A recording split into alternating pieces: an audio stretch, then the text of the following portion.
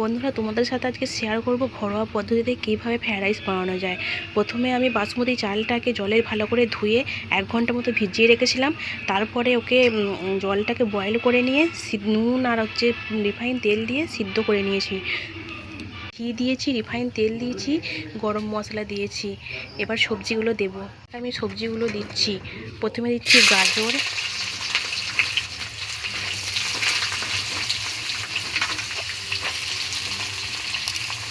5 minute fry করে নিয়েছি। এরপর দিয়ে দিচ্ছি বিনস,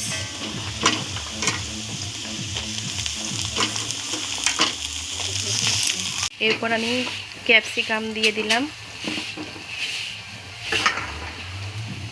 এরপর আমি মটরশুঁটি দিয়ে দিলাম।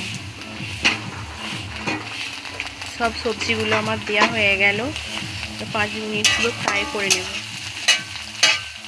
পর ভিজানো কাজু কিশমিশ দিয়ে দিলাম।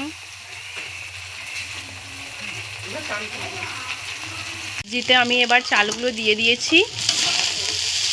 এবার নাড়াচাড়া করতে হবে।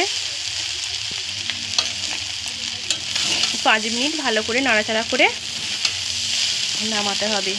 হ্যাঁ, তার মধ্যে পরিমাণ মতো চিনি দিয়ে দেবে, যে যেমন মিষ্টি পছন্দ করো।